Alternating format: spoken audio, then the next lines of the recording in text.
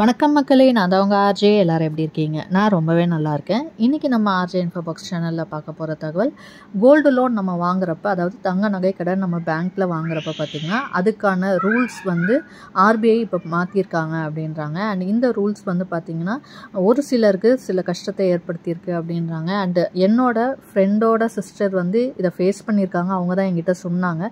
So இந்த விஷயங்கள் உங்களுக்கும் தெரியுமா? அண்ட் நம்ம வியூவர்ஸ் அண்ட் சப்ஸ்கிரைபர்ஸ் நிறைய பேர் கோல்டு லோன் வாங்கியிருப்பீங்க. ஸோ உங்களுக்கு இந்த விஷயம் தெரியுமா? அப்படி தெரியலனாலும் இதை தெரிஞ்சுக்கிட்டீங்க அப்படின்னா நீங்கள் கொஞ்சம் உஷாராக இருக்கலாம் அப்படின்றதுக்காக இந்த வீடியோ நான் இன்றைக்கி போட்டிருக்கேன். ஸோ நிச்சயமாக இதெல்லாம் பயனுள்ளதாக இருக்கும். அதனால் வீடியோவை ஸ்கிப் பண்ணாமல் ஃபுல்லாக பாருங்கள். அண்ட் நிறைய மணி ரிலேட்டட் வீடியோஸ் நம்ம சேனலில் இருக்குது. அதெல்லாம் தேவைன்னா நம்ம சேனலில் இருக்க வீடியோஸில் செக் பண்ணி பாருங்கள். அண்ட் இந்த மாதிரி யூஸ்ஃபுல் அண்ட் இன்ஃபர்மேட்டிவ் வீடியோஸ் தொடர்ந்து பார்க்குறதுக்கு நம்ம சேனலை மறக்காமல் சப்ஸ்கிரைப் பண்ணி வச்சுக்கோங்க. கூடவே லைக் பட்டனையும் ப்ரெஸ் பண்ணிவிட்டு வாங்க. இப்போ நம்ம வீடியோக்குள்ளே போகலாம். ஸோ இன்றைக்கி நம்ம தங்க நகை கடன் வாங்குறப்ப அதில் என்னென்ன மாற்றங்கள், புது ரூல்ஸ் வந்து ஆர்பிஐ கொண்டு வந்திருக்காங்க இந்த 2025 அப்படின்றத நம்ம பார்க்க போகிறோம். அண்டு குறிப்பாக பார்த்தீங்க அப்படின்னா கோல்டு லோன் அப்படிங்கிறது எல்லா தரப்பு மக்களும் வாங்குறது. அதாவது நமக்கு ஒரு எமர்ஜென்சி அப்படின்னு தேவைனாலே நம்ம வந்து ஃபஸ்ட்டு நம்ம மைண்டுக்கு வர்றது நம்மக்கிட்ட இருக்கிற நகையை அடகு வச்சு அதை பணமாக வாங்குவோம். அண்டு நம்ம அந்த பணத்தை வந்து நிறைய விஷயங்களுக்கு யூஸ் பண்ணுவோம். பசங்களோட படிப்பாக இருக்கட்டும், அவங்களோட கல்யாணத்துக்காக இருக்கட்டும், ஒரு இடம் வாங்கணும், வீடு வாங்கணும், அந்த மாதிரி ஒரு மருத்துவ செலவு எதுவாக இருந்தாலுமே வந்து நகைக்கடன் வந்து நம்ம மிடில் கிளாஸ் பீப்புளுக்கு குறிப்பாக வந்து பார்த்திங்கன்னா பயனுள்ளதாக இருந்துச்சு. அண்ட் அதுவும் இல்லாமல் நம்ம பேங்க்கில் நம்ம கோல்டு லோன் வாங்குறப்ப பார்த்திங்கன்னா நமக்கு வட்டி குறைவாக இருக்கும். அதுவும் வந்து பார்த்திங்கன்னா பப்ளிக் செக்டார் பேங்க்ஸ், நம்ம என்பிஎஃப்சிஸோ இல்லை ப்ரைவேட் பேங்க்ஸில் வந்து பார்த்திங்கன்னா வட்டி கூடுதலாக இருக்கும். அண்ட் அதே மாதிரி அடகு கடையில் பார்த்திங்க அப்படின்னா நம்ம இன்னுமே மாத வட்டி அதிக வட்டியாக இருக்கும். ஸோ நமக்கு வந்து கொஞ்சம் வட்டி குறைவாக வேணும் அப்படின்றதுனால நிறைய பேர் நம்ம தேடி போகிறது வந்து பார்த்திங்கன்னா கவர்மெண்ட் பப்ளிக் செக்டார் பேங்க்ஸ் தான். இப்போ வந்து ஆர்பிஐ புது ரூல்ஸ் கொண்டு வந்திருக்காங்க. அது என்ன அப்படின்றத ஃபஸ்ட்டு பார்க்கலாம்.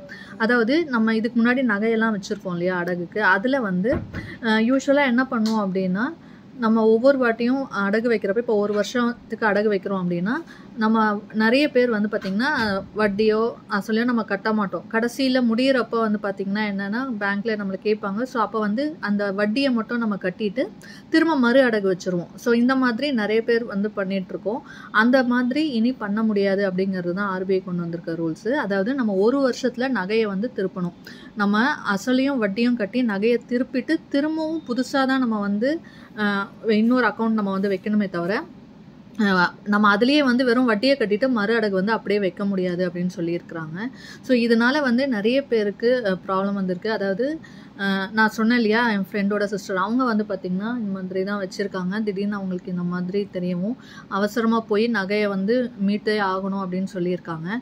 அண்ட் அதில் வந்து பார்த்திங்கன்னா இப்போ ஒரு கம்மியான அமௌண்ட் இருக்குது அப்படிங்கிறப்ப பார்த்திங்கன்னா ஒரு 40,000 50,000 இல்லை 1,00,000 ரூபா வரைக்கும் அப்படின்னா கூட நம்ம எப்படியாவது பணத்தை வந்து பரட்டி நம்ம கட்டிட்டு நகையை வந்து மீட்கலாம், திரும்பவும் நம்ம போய் வைக்கலாம். பட் வந்து ஒரு சிலர் வந்து அதிகமான பணத்துக்கு நகையை வச்சுருப்பாங்க. ஏதாவது லேண்டோ இல்லை வீடு வாங்கணுன்றதுக்காக நிறைய பணத்தை வந்து நம்ம லோனாக வாங்கியிருப்போம். அதாவது நிறைய நகைக்கடன் வாங்கியிருப்போம் இல்லையா, 5 லட்சம் 10 லட்சம் அந்த மாதிரிலாம் நம்ம நகைக்கடன் வாங்கியிருக்கிறப்ப நம்மளால் உடனே அவ்வளோ பெரிய அமௌண்ட்டை வந்து பரட்டி நம்ம போய் இது பண்ண முடியாது. அது மட்டும் இல்லாமல் அவ்வளோ நகையும் நம்ம திரும்ப வேறு நகையை அடகு வச்சு அதை கட்டலாம் அப்படின்னு பார்த்தாலும் நம்மக்கிட்ட அந்த அளவுக்கு நகை இருக்குமான்னு தெரியாது. நம்ம இதுக்காக கடன் வாங்குறோம் அப்படின்னாலும் உடனே யார் நமக்கு அவ்வளோ பணம் வந்து கடன் கொடுப்பாங்க, அதுக்கு நம்ம திரும்ப வட்டி கட்டணும். இந்த மாதிரி நிறைய சிக்கல்கள் வந்து இருக்குது. பட் இருந்தாலும் ஒரு வருஷத்தில் நம்ம நகையை திருப்பணும் அப்படிங்கிறது தான் சொல்லியிருக்கிறாங்க. அண்ட் அவங்க வந்து பார்த்திங்கன்னா கனரா பேங்க்கில் வந்து வச்சுருந்தாங்களாம். ஸோ கனரா பேங்க்கில் இந்த மாதிரி சொன்னதுனால நிறைய பேர் கஷ்டத்தை வந்து அனுபவிச்சிருக்காங்க. அன்றைக்கே அவங்க போனப்போ நிறைய பேர் வந்திருந்தாங்க அப்படின்னு சொன்னாங்க. ஸோ உடனே வந்து நகையை வந்து நம்ம மீட்கணும் அப்படின்றது இப்போ வந்து கட்டாயமாயிட்டு இருக்குது. அண்டு இதில் வந்து பார்த்திங்கன்னா இப்போ எல்லா கவர்மெண்ட் பேங்க்ஸ்லேயும் வந்து இந்த ரூல்ஸ் வந்து கொண்டு வந்திருக்காங்க அப்படிங்கிறாங்க. அது மட்டும் இல்லாமல் இப்போ நகையை நம்ம திருப்புறோம் அப்படின்றப்ப இப்போ எடுத்துகிட்டு அன்றைக்கேவும் நம்ம திரும்பவும் ரெனுவல் பண்ண முடியாது அப்படின்னு சொல்கிறாங்க. இன்றைக்கி டேட்டில் நீங்கள் போயிட்டு பணத்தை கட்டி நகையை திருப்பினாலும் நம்ம வந்து அன்றைக்கே திரும்ப அடகு வந்து வைக்க முடியாது. அடுத்த நாளில் தான் வந்து நம்ம அடகு வைக்கணும். அதுதான் வந்து பாசிபிள் அப்படின்னு சொல்கிறாங்க. ஸோ நம்ம ஒரு அர்ஜென்ட்டுக்கு யார்கிட்டையாவது பணம் இப்போ ஒரு 1,00,000 ரூபா வாங்கிட்டு போகிறோம், நம்ம வந்து நகையை வந்து மீட்டுட்டு திரும்பி உடனே வச்சு கொடுக்கலாம் அப்படின்னாலும் அன்றைக்கி ஒரு நாளில் நம்ம அதை பண்ண முடியாது. ஸோ அடுத்த நாள் தான் நம்ம திரும்ப கொண்டு போய் நகையை வந்து அடகு வைக்க முடியும்.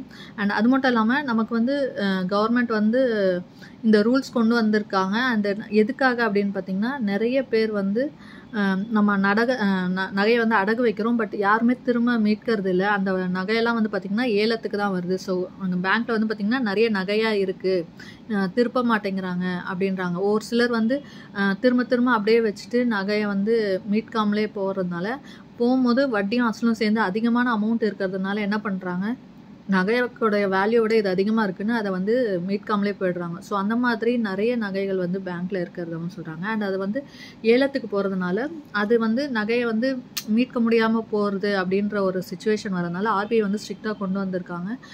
1 வருஷம் தான் வைக்கணும், அதுக்குள்ளே நகையை வந்து உரிமையாளர் வந்து மீட்கணும் அப்படின்ற மாதிரி சொல்லியிருக்காங்க. அண்ட் கோல்டு லோன் வந்து நமக்கு 1 கிராமுக்கும் வந்து பார்த்திங்கன்னா இப்போ கம்மியாக தான் கொடுக்குறாங்க. முன்னாடிலாம் அதிகமாக கொடுத்துட்டு இருந்தாங்க, இப்போ கம்மியாக கொடுக்குறாங்க. காரணம் என்ன அப்படின்னா, நமக்கு அமௌண்ட் வந்து கம்மியாக கொடுத்தா மக்கள் வந்து இது பண்ண மாட்டாங்க அப்படின்றதுனாலையும், அண்டு வந்து சீக்கிரமாக திருப்பறதுக்கு கம்மியான அமௌண்ட்டாக இருந்தால் ஈஸியாக இருக்கும் அப்படின்றது தான்.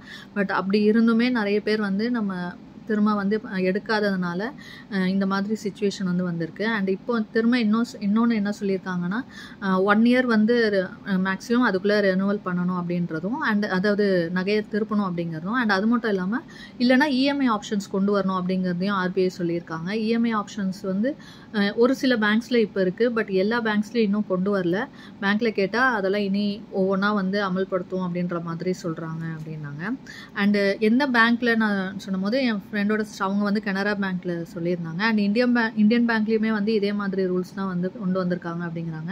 அண்ட் அடுத்தடுத்து இன்னும் நிறைய பேங்க்ஸில் வந்து இனி இந்த ரூல்ஸ் எல்லாம் கொண்டு வருவாங்க. SBI, union bank, cooperative banks, இந்த மாதிரி எல்லா பேங்க்ஸ்லையுமே வந்து இந்த ரூல்ஸ் வந்து தொடர்ந்து ஃபாலோ பண்ணுவாங்க, ஒவ்வொரு இடத்துலையும் வந்து அமல்படுத்துவாங்க அப்படிங்கிறாங்க.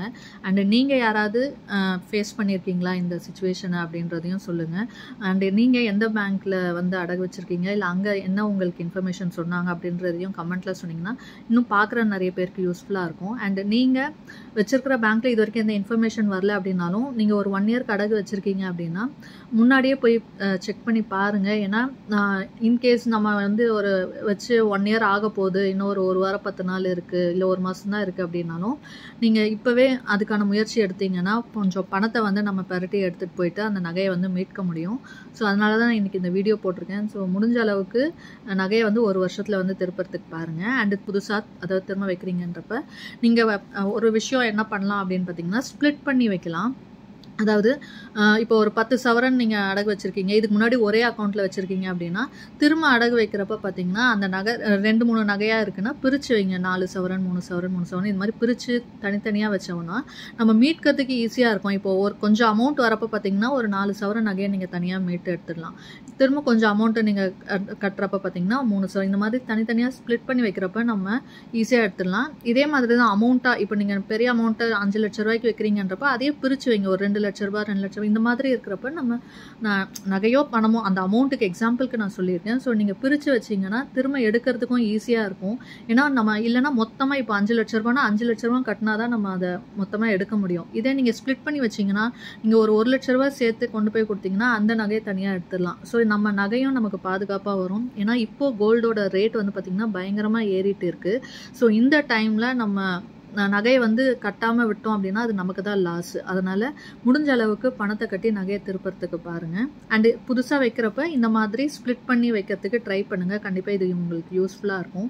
நிறைய பேர் முன்னாடி வந்து ப்ராசஸிங் ஃபீ நம்ம மொத்தமாக வச்சோன்னா ஒரே ப்ராசஸிங் ஃபீ ஆகும், அப்ரைசர் சார்ஜஸ் வந்து ஒன்றா இருக்கும் அப்படின்றதுனால நம்ம மொத்தமாக வைக்கலாம்.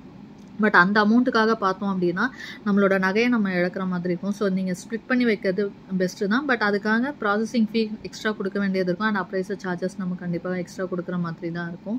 இருந்தாலும் நம்ம வந்து நகையை மீட்கணுன்றதுக்காக சின்ன சின்ன விஷயங்களை வந்து சாக்ரிஃபைஸ் பண்ணிக்கலாம். இந்த மாதிரி அமௌண்ட்டை வந்து எக்ஸ்ட்ரா வருதுன்றப்போ அதை நம்ம கொடுத்துக்கலாம். அடுத்தது நான் முன்னாடி சொன்ன மாதிரி கோல்டு ரேட் இன்க்ரீஸ் ஆகிட்டு இருக்குது. ஸோ முடிஞ்ச அளவுக்கு 1 வருஷத்தில் உங்கள் நகையை திருப்பினீங்க அப்படின்னா அந்த நகை வந்து நமக்கு திரும்பவும் பல மடங்கு பெருகிறதுக்கு வாய்ப்பு இருக்குது. இன்றைக்கி நான் சொன்ன இந்த இன்ஃபர்மேஷன் நிச்சயமாக உங்களுக்கு பயனுள்ளதாக இருந்திருக்கும்னு நினைக்கிறேன். அப்படி இருந்துச்சுன்னா லைக் பண்ணிக்கோங்க. உங்கள் ஃப்ரெண்ட்ஸ் அண்ட் ஃபேமிலிக்கு தேவைப்பட்டால் அவங்களுக்கும் ஷேர் பண்ணுங்கள். இது வரைக்கும் நம்ம சேனலில் சப்ஸ்கிரைப் பண்ணாமல் பார்க்குறவங்க சப்ஸ்கிரைப் பண்ணி சப்போர்ட் பண்ணுங்கள். இன்னொரு நல்ல பயனுள்ள தகவலோடு உங்களை சந்திக்கிறேன். அதுவரை உங்களிடமிருந்து விடைபெறுவது உங்கள் ஆர்ஜே. நன்றி, வணக்கம்.